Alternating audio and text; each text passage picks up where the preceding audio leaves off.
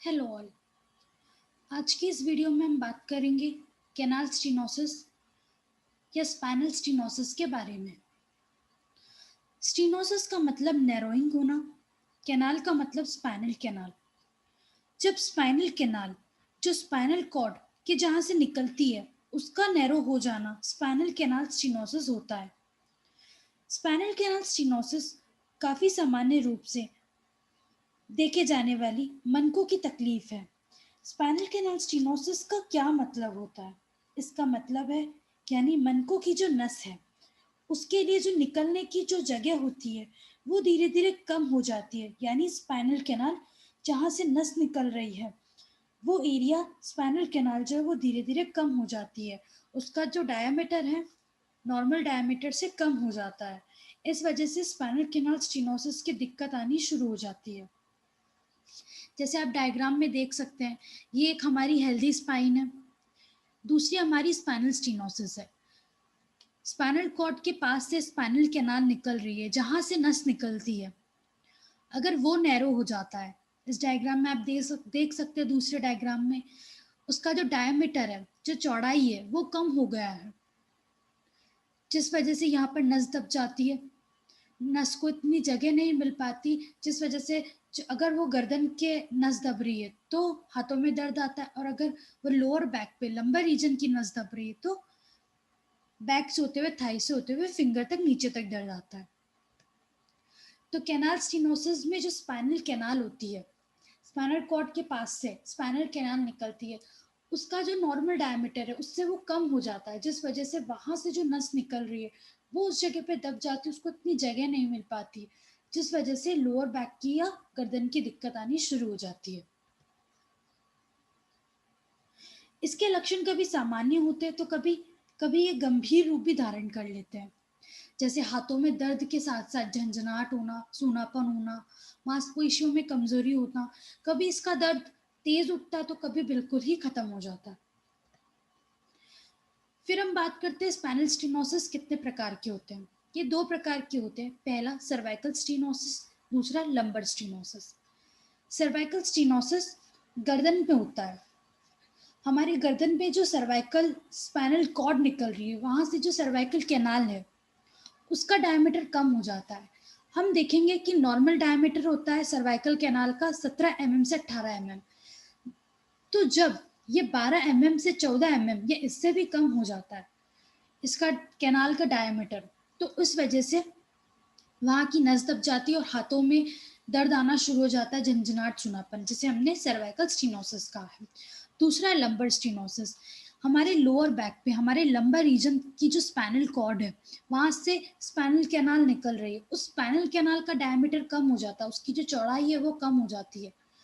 उसकी नॉर्मल चौड़ाई होती है 15 से 27 mm, और अगर जब ये 12 mm या 10 mm से कम हो जाती है तो वहां से हमें लो बैक पेन शुरू हो जाता है। हमें कमर के दर्द के साथ साथ कूल्हों में, जांघों में दर्द, पिंडलियों में दर्द होना, उंगलियों तक झंझनाहट, सूनापन आना शुरू हो जाता है, जिसे हम लंबर स्टीनोसिस कहते हैं।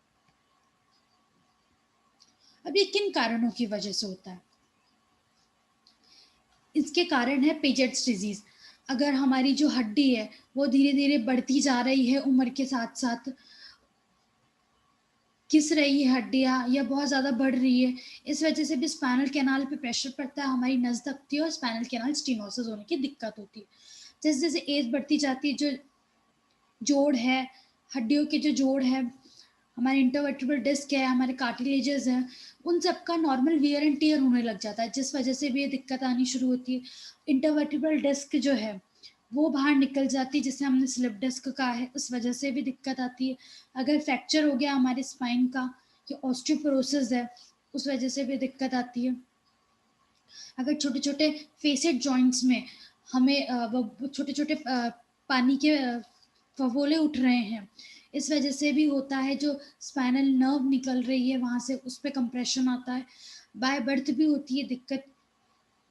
अगर आपको कोई रोड ट्रैफिक एक्सीडेंट हो गया है या फिर आप बाइक से गिर गए हैं, ऊंचाई से गिर गए हैं, आपके स्पाइनल कॉर्ड का फ्रैक्चर हो गया है या स्पाइनल कॉर्ड पे प्रेशर लगने की वजह से स्पाइनल कैनाल का डायमीटर कम हो गया है, इस वजह से भी दिक्कत आती है। ट्यूमर हो गया है स्पाइन का, टिश्यूज का बहुत ज़्यादा ग्रोथ हो रहा है एक जगह पे, या फिर सॉफ्ट टिश्यूज का भी ग्रोथ हो रहा है, तो इस वजह से स्पाइनल कैनाल स्टेनोसिस की दिक्कत होती है। अब इनमें लक्षण क्या देखने को मिलते हैं? इसके लक्षण, जब हम कमर को पीछे की तरफ लेके जाते हैं तब सबसे ज्यादा होता है, तब दर्द बहुत बढ़ता है। पर जैसे हम अपने कमर को आगे की तरफ झुकाते हैं तो जो लक्षण है वो बिल्कुल कम हो जाते हैं, जीरो हो जाते हैं। तो इसके जो, अगर हम बैठते हैं या लेटे हुए हैं तब कभी सिम्टम ज्यादा दिखते हैं तो कभी कम दिखते हैं। पर अगर हम जब कमर को अपने पीछे ले जाते हैं तो हमें आराम मिलता है, नहीं मिलता है आराम। और अगर वैसे ही जैसे हम आगे की तरफ लाते हैं तब हमें आराम मिलता है, मतलब फ्रैक्शन ऑफ स्पाइन में आराम मिलता है। अब बात करते हैं लक्षण में, और तो ज़्यादा देर तक खड़े रहने से भी दिक्कत होती है। शाटक नर्व अगर दब जाती है तो इस वजह से हमारे लो बैक में पेन आना शुरू हो जाता है, जो पिल्लियों तक, उंगलियों तक आता है दर्द। फुट ड्रॉप की भी दिक्कत हो जाती है, हमारा जो फुट है वो नीचे ज़मीन पे ऊपर नहीं उठ पाता, नीचे के नीचे ही रहता है, ये भी दिक्कत आती है। चलने में दिक्कत आती है, ब्लैडर एंड बोवल कंट्रोल में दिक्कत आती है, वीकनेस आती है, सूनापन हो जाता है, कोडेक्वाना सिंड्रोम जिसे हमने क्या कहा है वो हो जाता है। तो ये सारी दिक्कत आती है। रिस्क फैक्टर्स की हम बात करते हैं तो किन लोगों में सबसे ज़्यादा रिस्क है? क्योंकि ये वियर एंड टेयर की वजह से भी होता है, तो ये 50 से उम्र या 50 से ऊपर उम्र के लोगों में सबसे ज़्यादा रिस्क है। अगर आपका काम ऐसा है जिसमें आपको घंटों खड़े रहना है, या फिर आपको भारी सामान उठाना है, या घंटों आपको कार चलानी है, इसमें भी दिक्कत आती है। अगर आप डायबिटीज़ पेशेंट है, ब्लड शुगर लेवल कंट्रोल में नहीं, इस वजह से भी रिस्क होने के चांसेस होते हैं। तो इनका पता कैसे करते हैं? फिजिकल एग्जामिनेशन से पता कर सकते हैं। आपके डॉक्टर आपकी मेडिकल हिस्ट्री लेते हैं, पास्ट हिस्ट्री, कोई एक्सीडेंट पहले हुआ है, या कोई कुछ ऊंचाई से गिरे हो, या ट्यूमर, कुछ भी कोई दिक्कत हो, फिजिकल एग्जामिनेशन लेते हैं, इसका स्पाइन का कर्वेचर चेक करते हैं, बैक का मूवमेंट देखते हैं, फ्लैक्शन एक्सटेंशन की किस में रिलीफ हो रहा है, किस में पेन बढ़ रहा है, मसल स्ट्रेंथनिंग देखते हैं। फिर रेडियोलॉजिकल एग्जामिनेशन से भी पता कर सकते हैं, x ray, MRI, CT scan.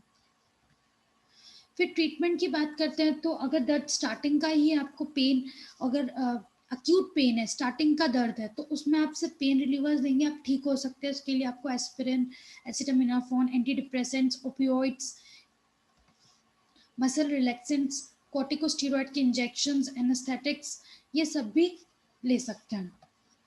Surgery की बात करते हैं तो अगर आपको बहुत ज़्यादा सिवियर पेन है, कि आपको ब्लैडर बॉवल में इश्यूज आ रहे हैं, आपको बिल्कुल भी नहीं चला जा रहा, ना बैठा जा रहा है, तब उस स्टेज में सर्जरी होती है। उसके लिए लैमिनेक्टोमी, लेमिनोप्लास्टी है। फिजियोथेरेपी की हम बात करते हैं तो अगर आपको लंबर स्पाइनल स्टेनोसिस हुआ है, मतलब जो आपकी लंबर स्पाइनल कैनाल है वो दब गई है, उसका डायमीटर कम हो गया, तो लंबर स्पाइनल स्टेनोसिस हो गया है। तो उसमें एक्सरसाइज होती है। हम बात करते हैं पहली एक्सरसाइज, पेल्विक टिल्ट। इसमें आप दो कमर सीधा लेट जाएंगे, फिर आप दोनों घुटने मोड़ लेंगे, फिर आपको अपने कमर को नीचे की तरफ प्रेस करना है, होल्ड करना है 5 सेकंड तक, देन रिलैक्स। दूसरी है ब्रिजिंग। इसमें आप ऐसे सीधा लेट जाएंगे, दोनों घुटने मोड़ के आपको अपने कमर को उठाना है, होल्ड करना है, फिर रिलैक्स। ऐसे 10 बार करना है, दिन में 2-3 बार। फिर तीसरी है नी टू चेस्ट। इसमें आप सीधा लेट जाएंगे, फिर घुटने को अपनी चेस्ट की तरफ लेके आएंगे। आप ऑल्टरनेट भी कर सकते हो, दोनों घुटने को साथ में भी ला सकते हो।